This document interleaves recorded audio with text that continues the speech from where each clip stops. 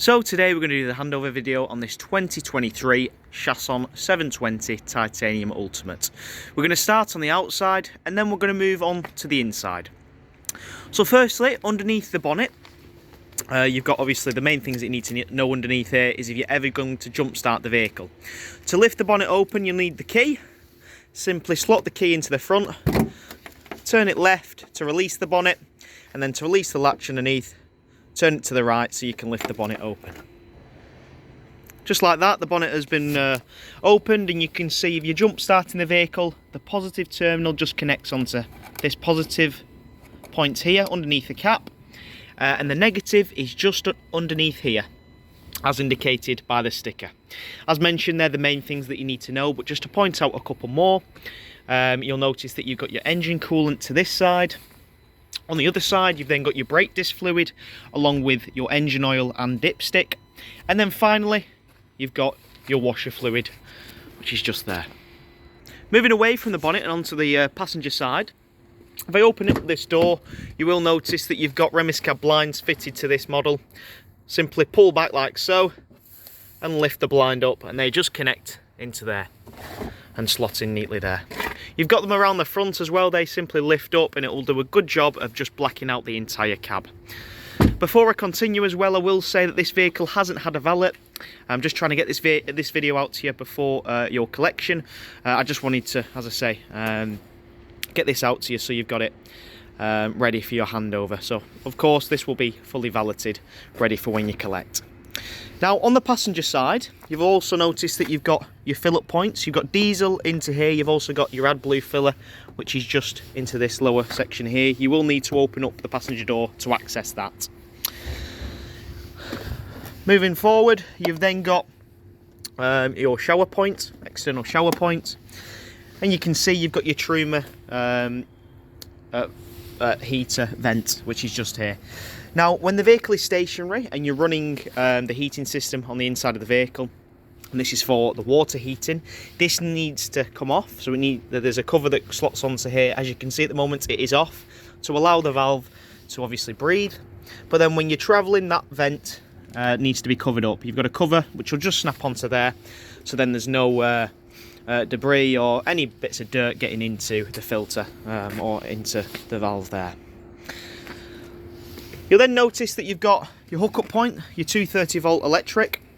So when you're on campsite, you can simply plug in, and this will allow you to have 230 volt in the vehicle. And one thing to mention, this vehicle is fitted with a diesel heater. You'll notice just below where your plug-in point is, you've got your exhaust for that system. Now I'll discuss more in detail about the heater and how that works. But as I say, that is a diesel heater, and it'll just simply take a feed from your diesel tank to heat the vehicle. Because of this, of course, you don't need your engine running because it's got its separate exhaust.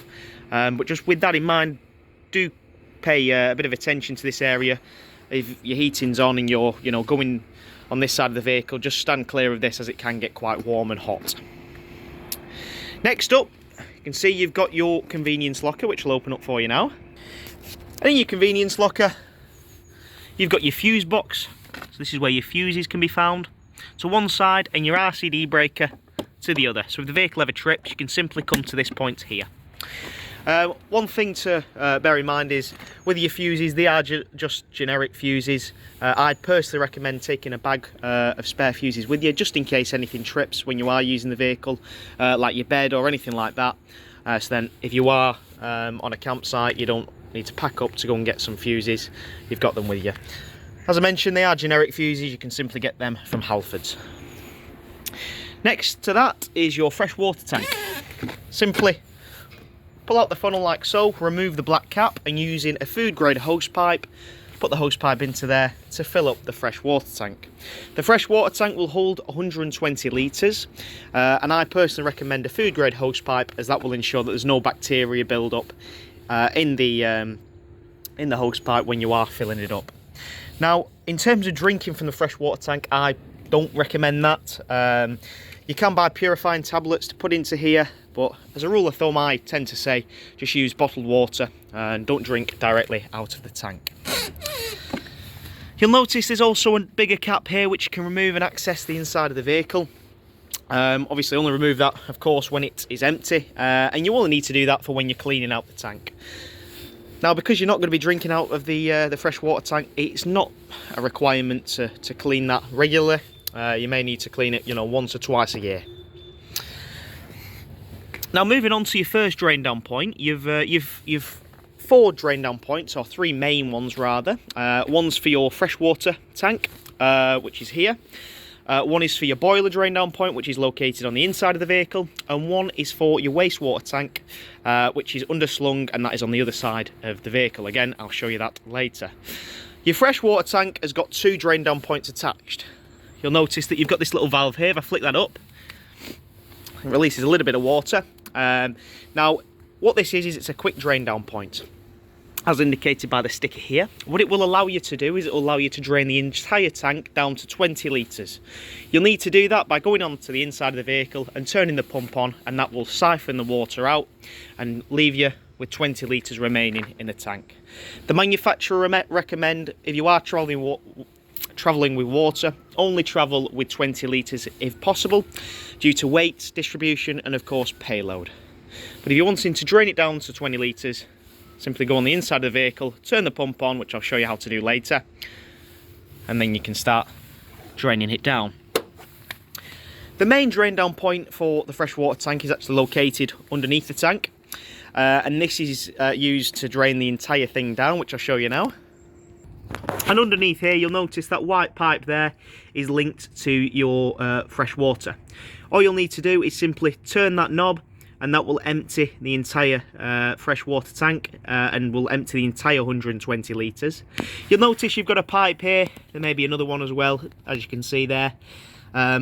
This is just a breather pipe, so don't worry about that having nothing on the end. And the other one is an overspill pipe for when you're draining down to 20 litres. Now, with regards to your drain down points whilst we're down here, what we recommend is when you're on site, you'll have a big grid that you can drive over. Once you're at that grid, simply turn that to release the water. Once the majority of the water is released, you can then leave all your drain down points open. This goes for your fresh water, your wastewater and your boiler drain down point, as that will ensure that as you're travelling home, all that water, thanks to the vibrations of the road, is out of the tank, ready for storage. And as a rule of thumb, we tend to say if you can drain down the tank every time you're not using the van, get into that habit, because if you do use it in the colder months, you don't want any water to be sitting in that tank when it's in storage, as it will simply freeze and obviously lead to further issues. So just bear that in mind. Moving on from the freshwater tank, you've got an access point into the garage on the back here. You can see that you've got one of your lower bunks here, which will raise and lower depending on how accessible you want the garage. At the moment it is in the lower position, but you can see in the back here we've got your bedding to make up the front bed at the front in your lounge, and you've then got the various bits that come with the vehicle as standard, like your protection film around the front for an added insulation level. Next up, on the back, this vehicle has been fitted with a bike rack, as you can see, and your reversing camera is actually located down here where your registration plate will go.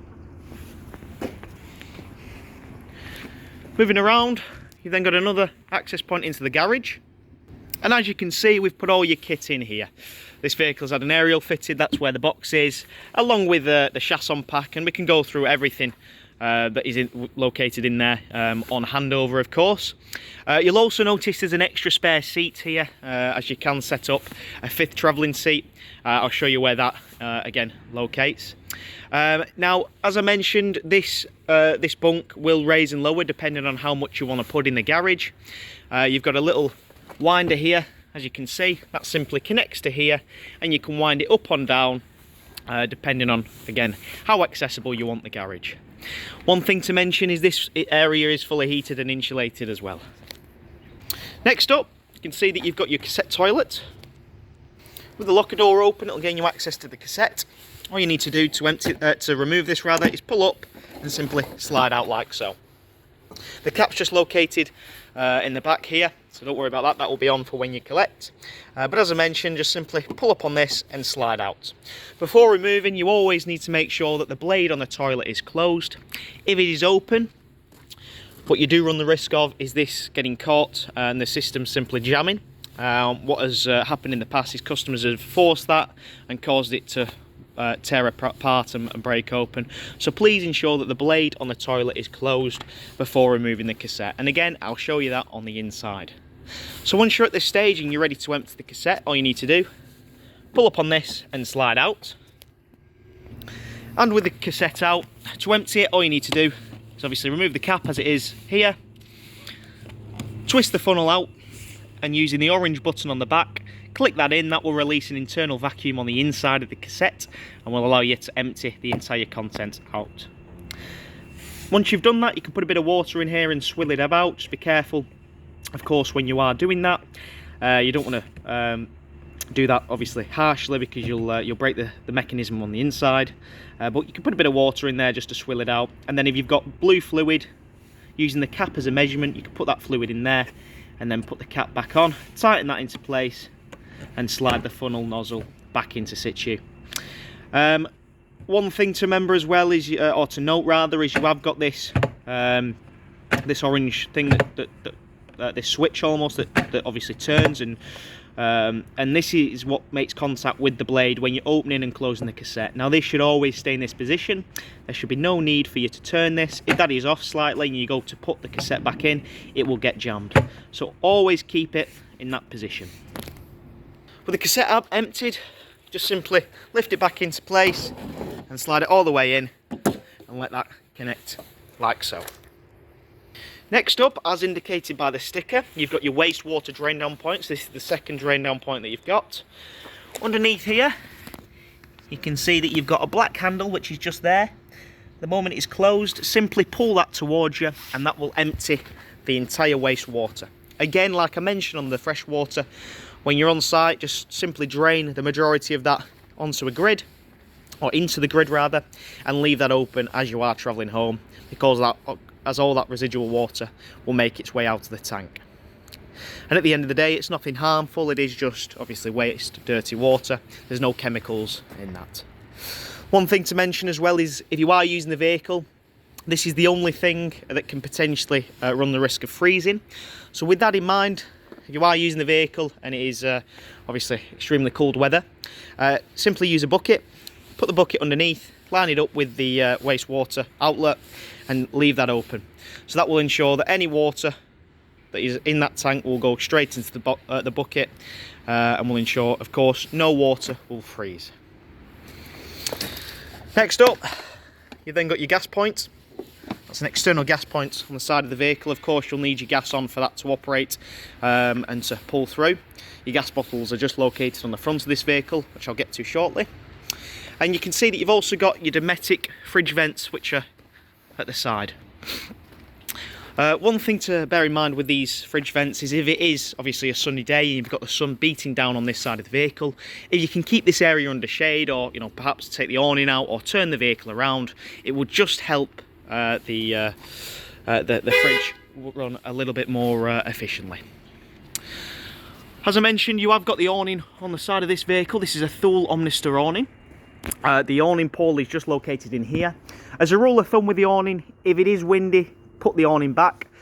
Don't try and put storm straps on it or anything like that, because as you can appreciate, if you do get a bit of wind underneath here, it's like having a massive sail on the side of your van. So if you get a bit of wind, it does run the risk of ripping off the awning, damaging your van, other vans as well on the campsite, and potentially harming someone. So it's just not worth it. So with that in mind, if it is windy, take the awning back in. Same thing goes for when you're sleeping in the vehicle at night. Put the awning back in, don't leave it out overnight, because you never know with our British weather what could potentially happen. I'll send you a separate video rather on how to operate the awning. It's dead easy, it's dead simple, but obviously with me holding the camera, it's a little bit difficult to demonstrate on my own. So I'll send you a separate video of where we have demonstrated this. You've got an awning light up at the top here, along with your habitation door, which will obviously give you access into your motorhome. And then finally, on this side of the vehicle is your gas locker. Now, as this vehicle runs off diesel heating for obviously heating the vehicle, the only need for gas is of course your appliances on the inside and also your water heating. Now, as you can see, this is where your gas bottle will store. You've got your regulator, which is here. You'll just need a pigtail to connect onto there, which will then feed into the bottle. You can then release and open the gas for that to flow through. Now, please bear in mind that when you're traveling, that gas needs to be off, and then when you're stationary, you can use it. You don't want to be traveling with gas on, because if you are involved in a collision, it's obviously highly dangerous, so just bear that in mind. Now, that concludes the outside of the vehicle. We're now on the inside. As you walk in, you can see that you're greeted by your control panel, which is just to the left of you as you walk in. You've got your control panel, which is here. This is your main isolator button, which will, if you hold that in, that will turn everything off on the motorhome. If you click that on, it will turn everything on. You've then got your just before I move on from that as well, one thing to mention is the way that this has been wired. This vehicle has got a solar panel on there. What you'll need to do is, if you are storing the vehicle and you want the solar panel to operate, you'll need to leave this button on. You can obviously turn your lights on, but the way that this is, as I say, wired in, this needs to be on to allow your solar panel to send charge to your leisure battery. Now, your light button is next to that. Click that on and that will turn your interior lights on the inside of the vehicle. You've then got your pump button there, which is as indicated by the little tap. Click that on to activate your pump. Now, for your pump, only run that of course when you've got water in the vehicle. If you've no water in the van, please don't run that, as you will simply burn out the pump. But then when you're on site and you fill it with water, you can click your pump on. Once your pump is on, you can go to each of your taps and turn your taps on. What I recommend is turn them on and turn them to hot. This goes for the shower as well, and what that will do is it'll pull fresh water from the fresh water tank into the boiler and then out of your tap. Once you've done that on your hot water, flick it over to cold and do the same thing. It will spurt and splutter on when you're doing that, but when it's running steadily, you've primed your system for your hot water and prime your system for your cold water. Just bear in mind, if you are doing it through the hot water, it will of course take a little bit longer because it's got to filter through the boiler and then out of the tap. You just need to be patient with it. But as I say, once you are running steadily on with your water on your tap, you've primed your system and you are ready to go. Once you've got to that point, you can leave your pump on the panel, providing, as I say, you've got water in the vehicle, because each of your taps have got something called a micro switch fitted to them, which will activate and deactivate the pump whenever you need it. So it'll act like what you've got at home. So when you turn your tap on, your pump will activate and pull your water through. And as I mentioned, do that on all your taps. Now, the reason I recommend putting it on hot first is that, as I say, that will pull water through the boiler.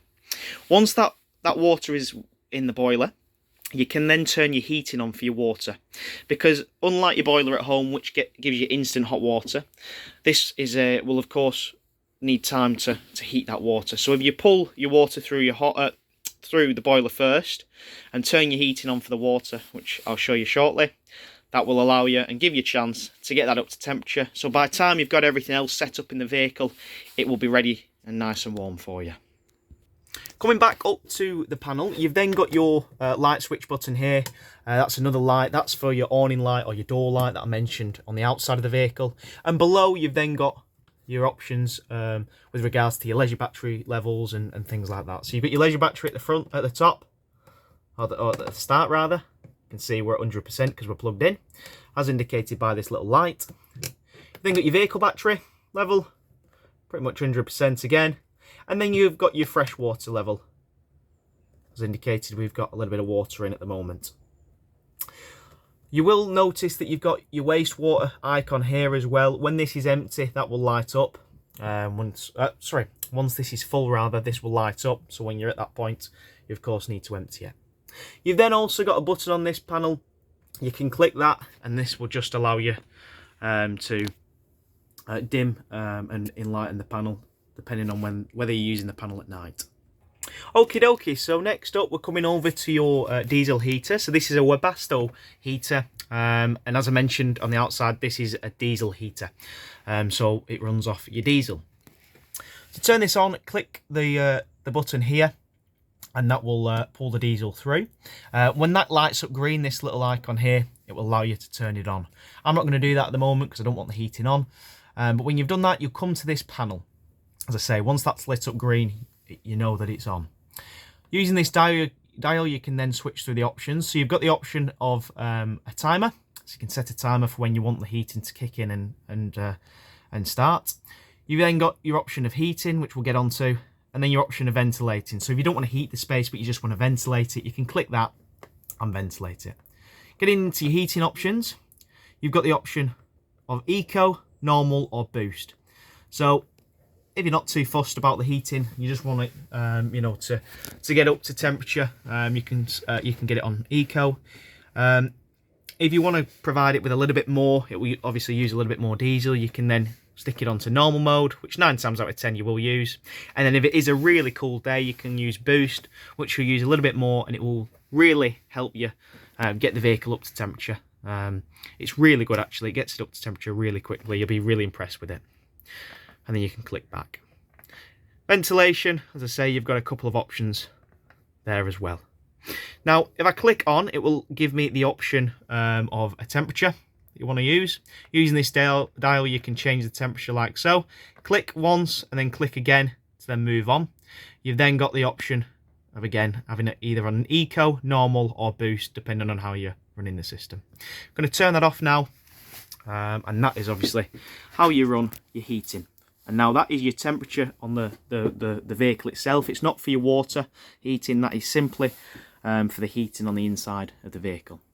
Now, one thing to mention on this is when I turn that on, I've not run it for long, so you won't see it at the moment, but what this will do is, because it's powering up the system, all your lights will begin to flicker. The reason for that, as I mentioned, is it's powering up the system, it's drawing a lot of current, so your lights will flicker. It lasts about 15 minutes, that. Once it's powered up and it's up to temperature, they'll retain a nice steady light like so. When you turn it off, it will then flicker again because it's powering down the system. Again, requires a lot of power to do that.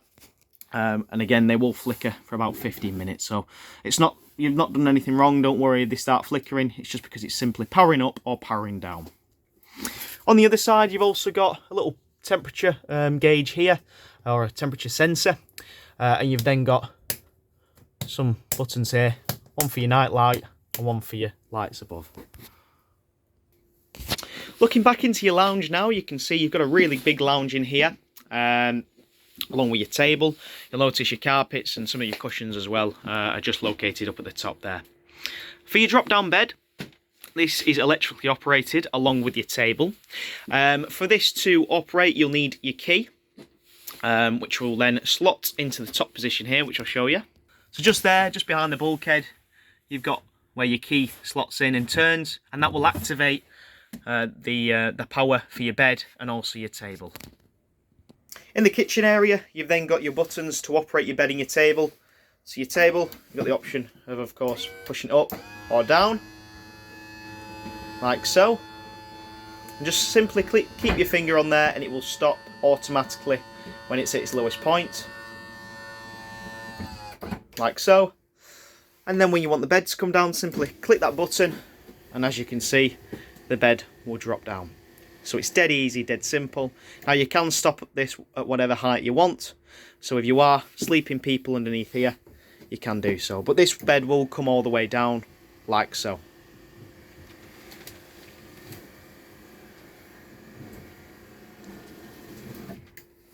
So it's dead easy to get on and off, depending on, of course, how you are using the vehicle. If you're using the vehicle as a 4-berth, you can, of course, use it like this. Now with your bed, leave all your bedding on there, just with your pillows. I recommend sticking them at the front, and just be careful about what type of duvet you're using. You don't want to have really thick, heavy duvet, which will obviously cause it to get stuck at the top. What can happen with these is if you do take the bed up all the way to the top and there's not enough room at the top, you can simply blow a fuse, and that's what I mentioned on the outside. You might want to take some spare fuses just in case that does happen. But as I say, leave everything on there, just ensure there's a little bit of a gap at the top, and then you are good to go. When you're ready, finger back on the button and that will pull the bed back up. As you can see, your bed is back up and your lounge is ready to use. Now a lot of people say, is the manual override with this bed? There certainly is. All you need to do is simply come to this area, you pull this plastic trim off, and there's a point where you can put a manual override lever into there and wind the bed up or down, so you'll never be stuck with it up or down if the motor ever fails. The most that tends to happen with these beds is you blow a fuse, and as I mentioned, just take some spare fuses just in case. Now in your lounge, you've got 2 bench seats, as you can see. Now if you are taking passengers, you'll want to set this up for travelling. To do so, you need to remove the cushions, and you have got a flip-up seat on both sides, which will flip forward, or flip backwards rather, allowing you to face forward. I'll do that for you now. And as you can see, with that lever pulled, that will release the backrest, allowing it to face forward. And then all you need to do is arrange these cushions in a way that allows you to seat forward. And as you can see, I've just arranged the cushions so you can then sit on there and you're good to go. You'll notice you've got this as well, which will pull forward and will just divide this section off. Obviously leave that open to allow for any passenger's legs to rest there easily, but then when you turned it back into a lounge, you can pull that to shut that off. But it acts as a nice bit of storage as well. And as I mentioned, to pull this up, just make sure that you pull that, and that will allow you to release and pull it backwards. Now this mechanism is the same on this side, so you simply works the same by simply turning that and allowing that to fall backwards so you can face forwards. But as I mentioned, in the garage you have got an additional seat if you ever wanted to seat 5. You'll notice that there's these rails here which are just fitted to the back of the bulkhead. All you'll need to do is get the backrest, which will simply slot into there. You can see you've then got your lap belt, which will then pull round. And again, using your cushions, you just simply put a seat, one of your seat bases here, and you can seat another passenger there if needs be. Now underneath here, you've also got an access point into your boiler. Now this brings us on to your final drain down point, which is your boiler drain down point.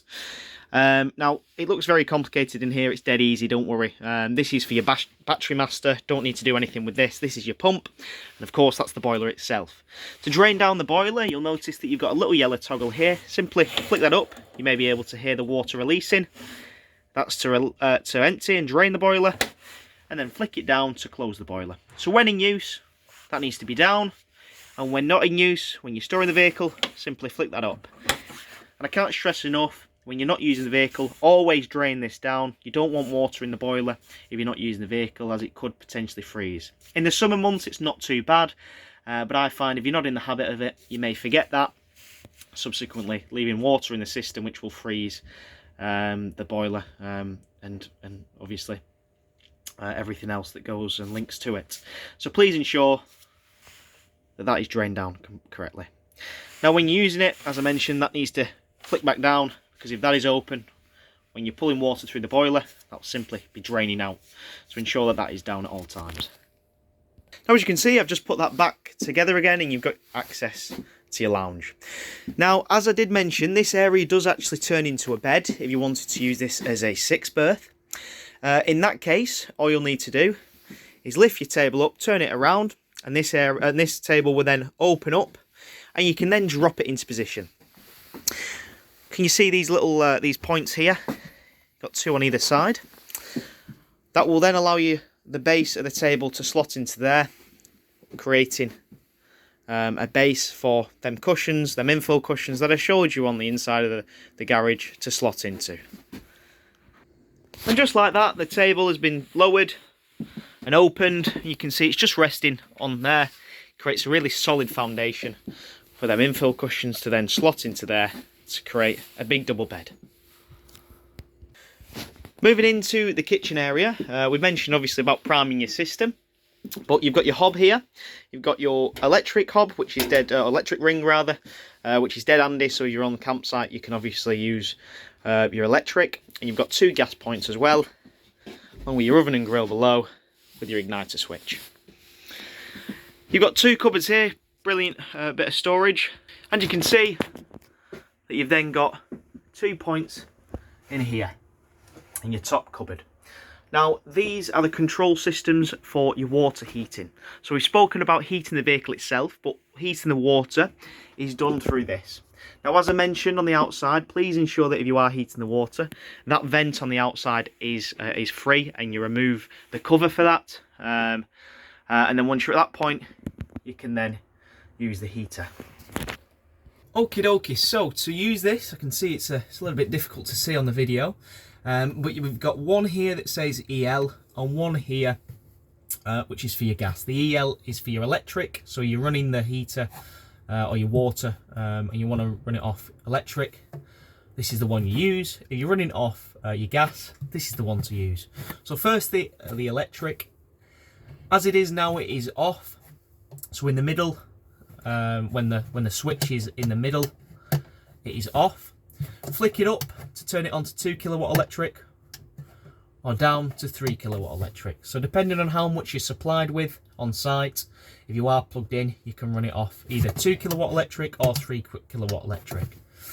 On the other side, you can run it off gas. You can, obviously, you've got a few options. You can either run it off eco, in the middle is off, as I say, or down, which will use all of your gas to try and heat the water up. Now, in the up position, it's approximately 50 degrees. In the bottom position, it's approximately 70 degrees. So if you're washing up, you'll probably use 70 degrees, and then when you're taking a shower, you'll flick it on to 50 degrees due to the temperature. Now, what I personally recommend is, if it is, of course, quite a cool day, and you want your temperature to be up, you want your water temperature to get up to temperature really quickly, flick it on gas first, and as it will get it up to temperature the quickest. Once you've done that, you can then flick it over to electric if needs be. But as I mentioned, in that middle position, as indicated by the O, that indicates that it's off. Moving to the other side, you've got a little bit of a cupboard here, great bit of storage, and this vehicle has got a, as you can see, an aerial fitted. All you need to do is unscrew this, push that aerial up, and then tighten that into place, and then you're good to go. Just behind that, it's a little bit difficult to see. I don't know whether I can get the camera in there, but this little box here is for your aerial itself, and this turns the aerial on and off. You of course need your control panel on first. There's a little switch on the top there which you can then turn on, and that will activate your aerial and then will give you a signal. Dead simple, dead easy. You have got a little winder at the bottom of the aerial as well, so you can tilt the head of the aerial depending on how much signal you are getting. TV's not fitted yet, but you can see that you've got a little bracket here, which is a slide out bracket. To release that, just pull on this here and slide it out, and your TV can just slot onto there. You can then spin this around by pulling this down and rotating it, so if the kids want to watch it in the back, they can do. Okie dokie, next up is your fridge. So this is a Dometic fridge. It's a 3-way fridge. The reason it's called the 3-way fridge is there's 3 ways to power it and 3 ways to fuel it. The 3 ways being 12 volt, which is off your leisure battery, gas, and electric. To turn this on, all you need to do is click that button and that will activate everything. So I'll turn that on for you now. And you can see that's on. All you need to do is simply hold that and that will turn everything on. Now, when you're wild camping, you'll run this off your gas, as indicated by the little flame. When you're on site and you're hooked up as I am now, you'll run it off your little socket there, little plug icon, that's for 230 volt. And when you're travelling, you'll run it off your 12 volt leisure battery. Now, a lot of people think that they can run the fridge off the 12 volt leisure battery when they're wild camping, i.e. not hooked up. That is not the case, because if it was, you'd simply drain the battery of all of its power. This fridge obviously takes quite a lot, so with that in mind, you can't run it off your leisure battery. It will only run off your leisure battery when you're travelling. The reason for that is the vehicle has got an inbuilt alternator, so as the vehicle battery is running and operating, it will send power via your alternator, sending that to the leisure battery, which can ultimately power your fridge. So as I say, just make sure that you select it on the correct one. Now, the great thing with this fridge is you've got the option of auto, which will automatically assign whichever fuel you've got to the fridge itself. You can see I'm hooked up at the moment. I've got that selected on auto, so it's automatically assigned the 230 volt. To change this, you just click the mode and it will allow you to flick through the settings. Below the mode, you've then got, as you can see, your temperature setting. And you'll also notice there's like a little triangle warning in there. That's if you ever want to reset the fridge. You'll need to reset that rather. For example, if you've selected the wrong fuel. In your fridge, you've got your fridge at the bottom and freezer at the top. One thing to mention as well is underneath the fridge, you've got these red taps. They're isolated taps. You should never need to move them or turn them. They're simply for the technicians when we're working on the vehicle and we're wanting to isolate areas of the vehicle. Moving on and into the back of the vehicle, you can see that you've got your shower on this side. Well, we've discussed obviously about taking the shower in there with regards to priming your system. You'll notice you've got a duct board which is here. Simply take that out when you are using the shower and then leave it down when you are standing on the area. As you can use that as a bit of storage. Just be careful about how much weight you're putting on there, as you don't want to crack the surface. And on the other side, I've just closed the door, which acts as a really nice room divider. You've got access to your bathroom. We've spoken obviously about this, priming your system. The main thing to discuss is obviously your blade on the toilet. So when the toilet is in use, you need to open the blade. The blade that I make mention to is this piece of plastic here. Push that away from you to open the blade, pull it towards you to close the blade. So when you're using it, simply push it open so all the waste can drop into the cassette. Once you've done that, click the blue button on the back there. That will activate your flush. It's worth knowing that you will need your pump on that for that to operate, but click that on and that will flush the entire system. Once you've done that, you're good to go. You can then close the blade and that will close the entire cassette. You close the cassette for two reasons. The main reason being is it stops any odours from escaping. But the second reason is it just gets you into the habit of that being closed. So when you come to remove the cassette, you're not running into the issue that I mentioned before of that jamming. You'll also notice you've got a red light on here as an indicator of when the cassette is full. At the moment it's reading full as we've got water in there just to sterilise the cassette. And that'll of course be emptied. But when you get a red light, you of course need to empty it. Before moving on, you'll notice you've also got the light switch here, which is for your bathroom lights. Moving to the back, you've then got your two bunks. A bit of storage in there as well. Now at the moment, you can see it's just set up for one bunk. If you're wanting to lower the second bunk, similar to your drop down bed at the front, click that button and that will drop your second bunk like so. So you've got that if you need it. And that allows you to obviously sleep 6 should you need to. Now that concludes the handover video on this Chausson 720. I hope you enjoyed.